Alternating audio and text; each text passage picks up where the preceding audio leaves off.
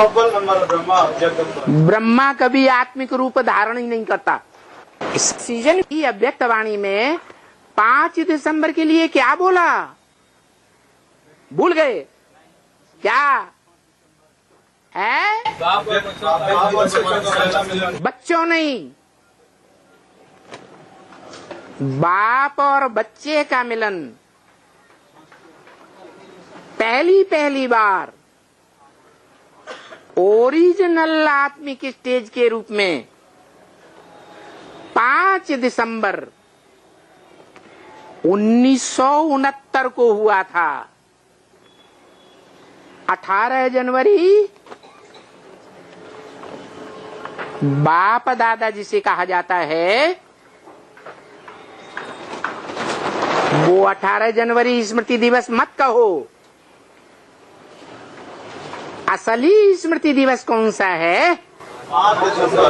देहधारियों के मिलन को, देहधारी आत्माओं को मिलना वो असली हुआ, या जो आत्मिक स्टेज में स्थित होने वाली आत्माएं हैं 100% उनका मेल असली मेल है?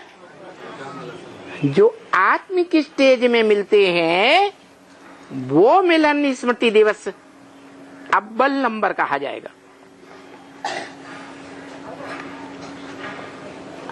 बच्चे समझते हैं कि राम और कृष्ण वाली आत्माएं, जो देहधारी आत्माएं हैं,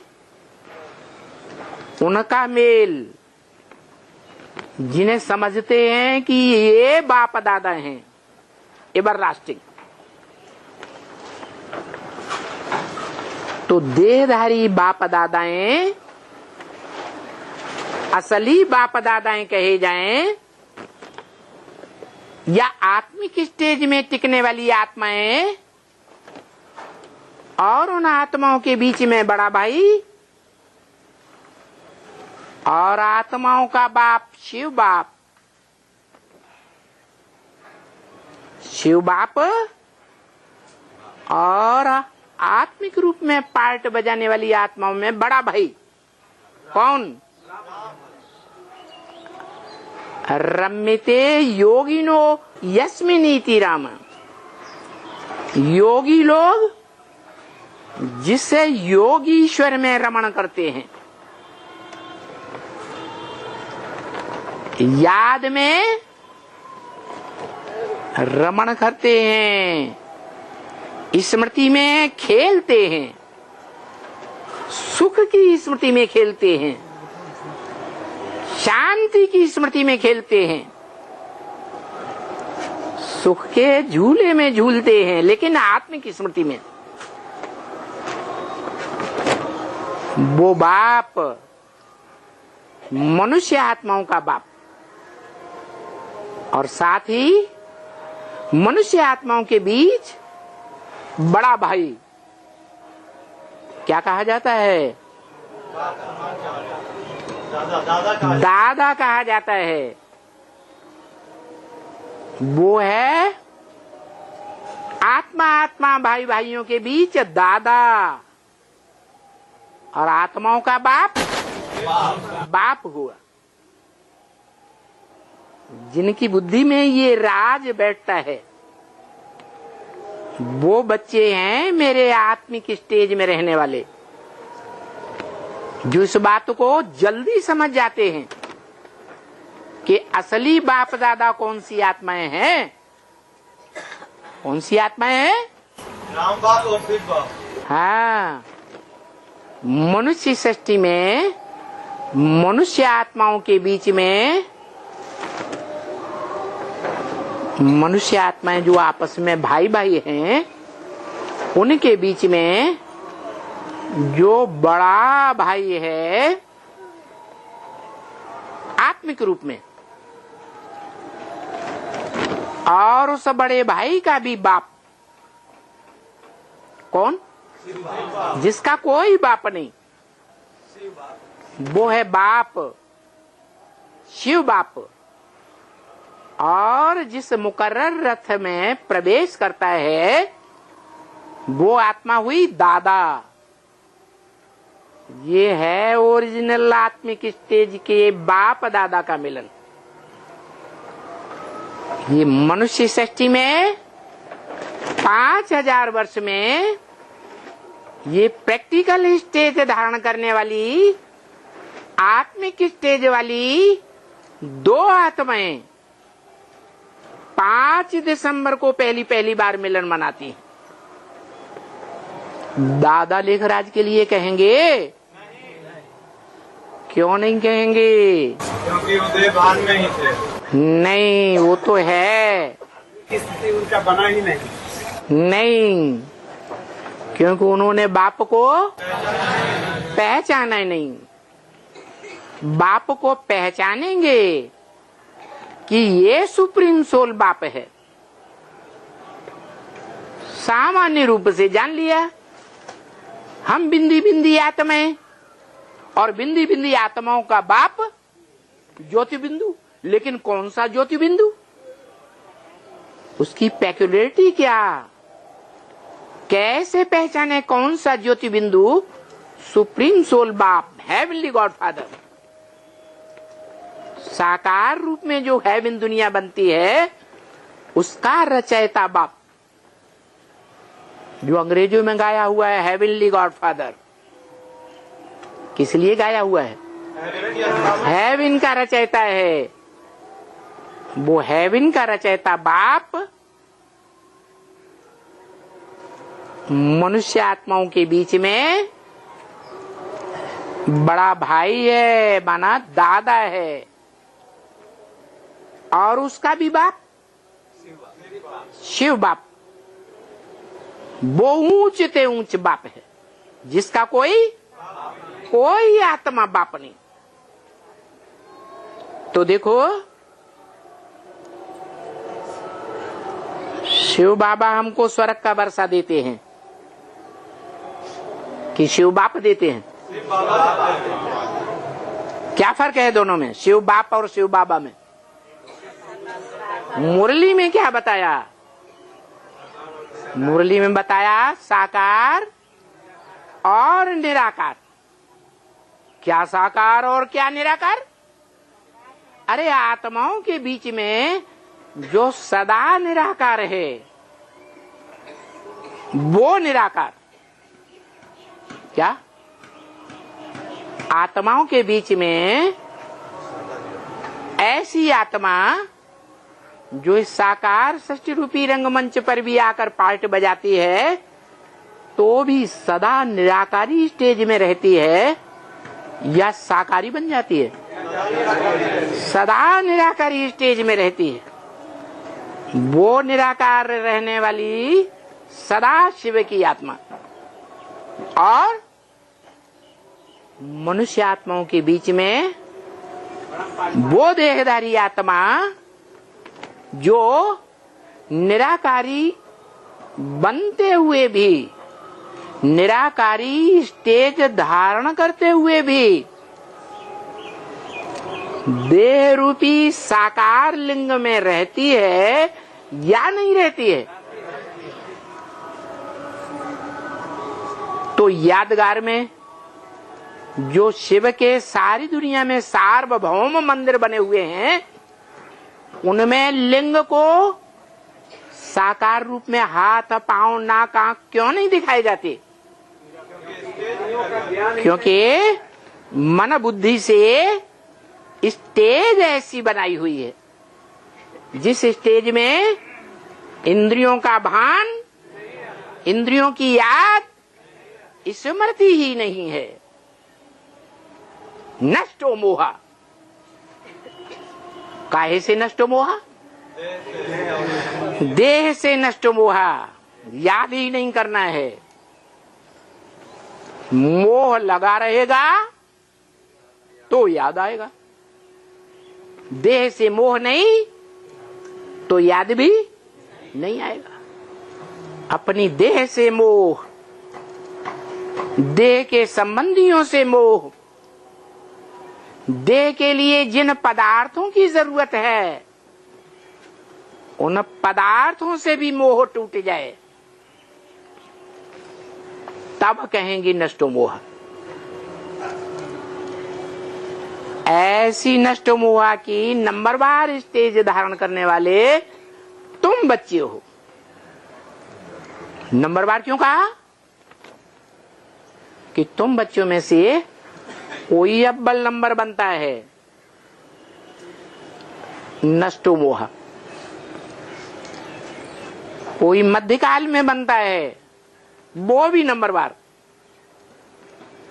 कोई एकदम अंत काल में जब इस सृष्टि का महाविनाश शुरू हो जाता है, महामृत्यु सामने खड़ी हो जाती है, तब आत्मिक स्टेज में स्थित हो जाता है। देह से, देह के पदार्थों से, देह के संबंधियों से और देह के जिंदगी में संपर्क में आने वाली आत्माओं के स्मृति से परे चला जाता है।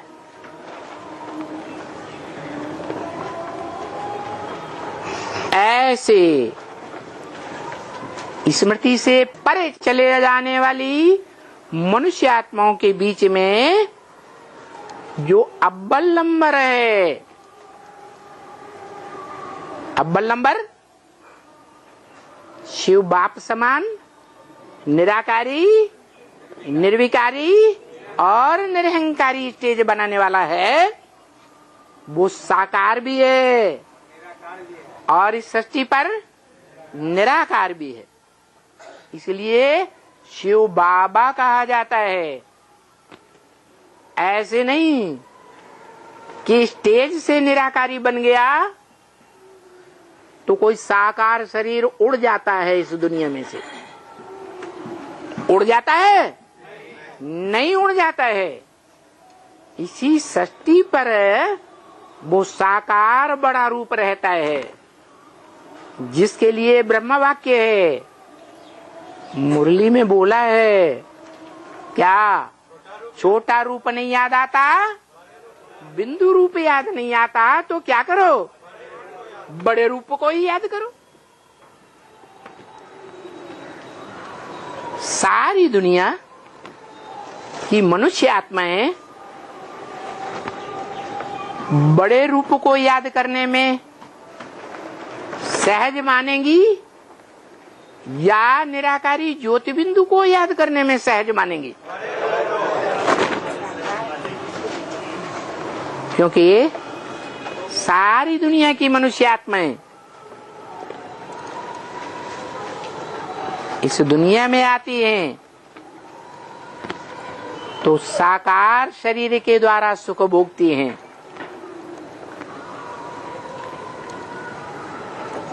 इसलिए साकार उन्हें जल्दी याद आता है। जन्म जन्मांतर का अभ्यास है या नहीं है साकार को याद करने का। इसलिए दुनिया की 500-700 करोड़ आत्माएं उस साकारी स्वरूप को अंत में याद करेंगी, जो साकारी स्वरूप दादा लेखराज ब्रह्मा के मुख में शिव बाप जब बोलते हैं या कोई भी ब्रह्मा के मुख में शिव बाप बोलते हैं, तो ब्रह्मा वाली आत्मा जो अव्वल नंबर परम ब्रह्म कही जाती है, वो इंटरफियर करके बोल सकती है या नहीं बोल सकती? बोलती है। वो आत्मा कहती है, मन मना भव, मेरे मन में समा जा। तेरे मन में क्या समाया हुआ है? और सबके मन में जो भी 500 करोड़ मनुष्य मात्र 700 करोड़ हैं, उनके मन में तो कोई न कोई अलग अलग समाया हुआ है? पूर्व जन्मों में या इस जन्म में भी कोई किसी को याद करता है, कोई किसी को याद करता है। भले शिव बाप को, ज्योति बिंदु को अमृत बेले याद करने बैठते हैं तो भी ज्यादा समय कौन याद आ जाता है? कोई न कोई मायावी रूप में साकार रूप याद आ जाता है, बार बार याद आता है, हिसाब किताब लेने आ जाता है। और शिव बाप तो भूल ही जाता है क्योंकि ज्योति बिंदु है। लेकिन शिव बाप जिसमें प्रैक्टिकल पार्ट बजाता है मुकर्रर रूप से, वो साकार भी भूल जाता है, जिसके लिए बाप कहते हैं। कौन सा बाप? शिव बाप कहते हैं, अरे तुमको निराकारी ज्योति बिंदु छोटा रूप याद नहीं आता है तो क्या करो? बड़े रूप को ही, लिंग रूप को ही याद करो। लेकिन कोई कोई ऐसे हैं जिन्हें वो लिंग रूप भी, वो चेहरा भी याद नहीं आता। टीवी में रोज देखेंगे, उस मुख से वाणी भी रोज सुनेंगे, संगठन में आकर सुनेंगे, घर में सुनेंगे, काम करते करते टैप रिकॉर्डर से कानों में सुनते रहेंगे, और सन्मुख भी मिलते हैं। लेकिन फिर भी याद नहीं आता है। ये क्या कारण है? पूरा निश्चय नहीं रहने के कारण। क्यों निश्चय नहीं है? दूसरों को निश्चय बैठ सकता है तो उनको निश्चय क्यों नहीं बैठता? सुनाई बातों में लगे हैं? सुनाई बातों में लगे रहते हैं। अरे वो तो सारे ही भारतवासी हैं। ऐसा भारतवासी कौन है जिन भारतवासियों ने, या जिस भारतवासी ने सुनी सुनाई बातों पर विश्वास नहीं किया? भारतवासियों ने सुनी सुनाई बातों से दुर्गति पाई है। अरे क्या भारतवासियों में जो सबसे ऊंची हीरो पार्टधारी आत्मा है वो इस बात की मरीज नहीं है? है या नहीं है? दुर्गति को पाती है या नहीं पाती है? हैं? सबसे जास्ती दुर्गति को पाती है या कम दुर्गति को पाती है? माने सबसे जास्ती सबकी बातों पर विश्वास कर लेना, ये कौन सी आत्मा है जो सब भारतवासियों का भी बाप है? सुनी सुनाई बातों पर विश्वास करने वाले जो भी भारतवासी हैं, जो दुर्गति को पाते रहते हैं द्वैतवादी युग से, उनमें नंबर 1 कौन है? जो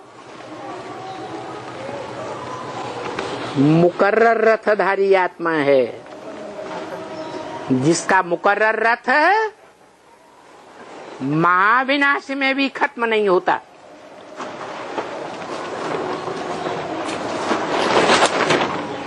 सारी दुनिया में प्रलय काल माना जाता है।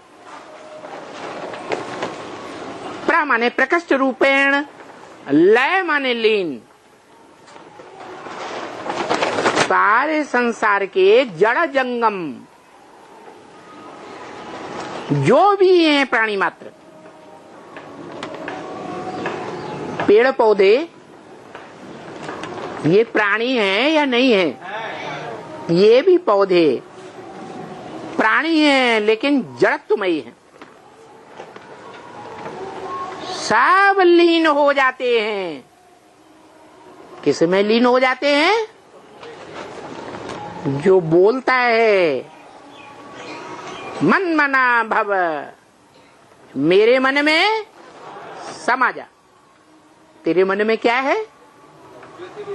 तेरे मन में एक शिव, दूसरा ना कोई, एक ज्योति बिंदु है।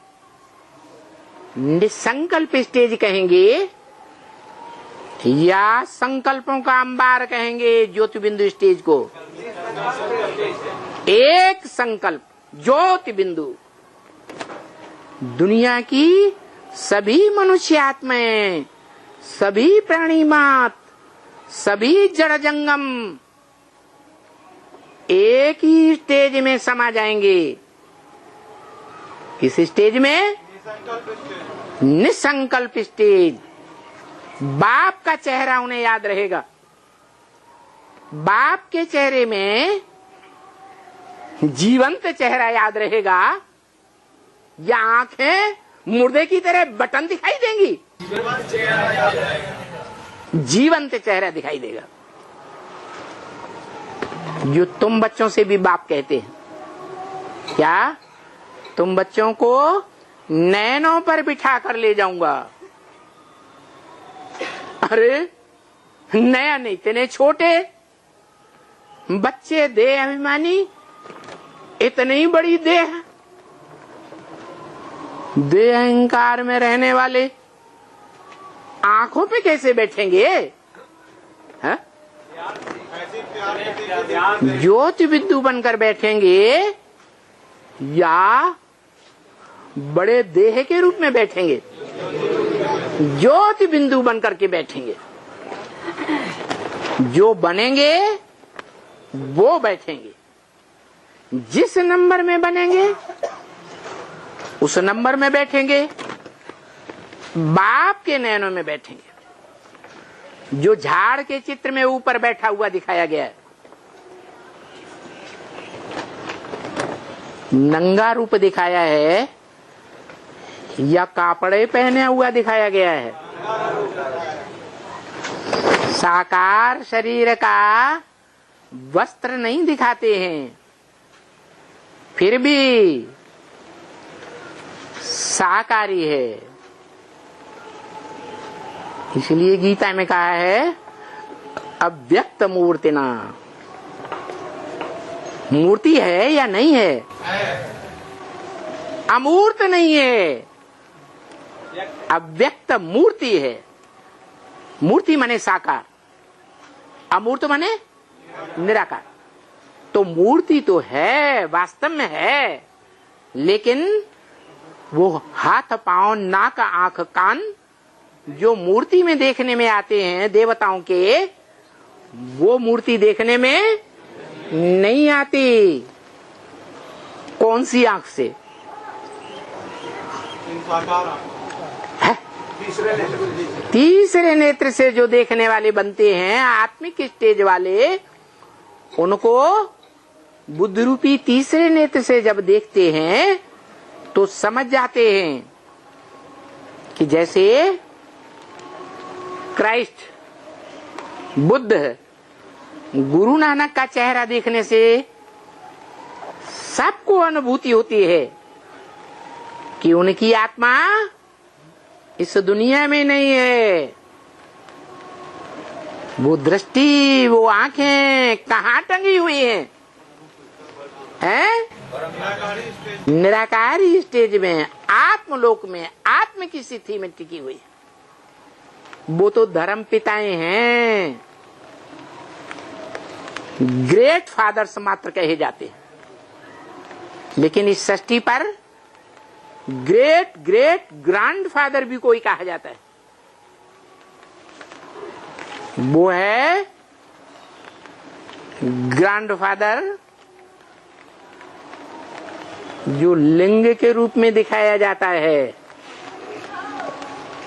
शिव के मंदिरों में। अव्यक्त मूर्ति ना, जिसके लिए गीता में शब्द आया है कि सारी दुनिया की जड़ जंगम आत्माएं ज्योति बिंदु आत्माएं, चाहे वो चींटी की आत्मा हो, कीटाणु की आत्मा हो, मनुष्य की आत्मा हो, हाथी की आत्मा हो, व्हेल और सील मछली की आत्मा हो, जड़ पौधों की आत्मा हो, वो सभी आत्माएं जिन्हें प्राणी कहा जाता है, प्राण धारण करने वाले उस सभी प्राणी मात्र की आत्माएं उस एक अव्यक्त मूर्ति में मनमना भव होकर,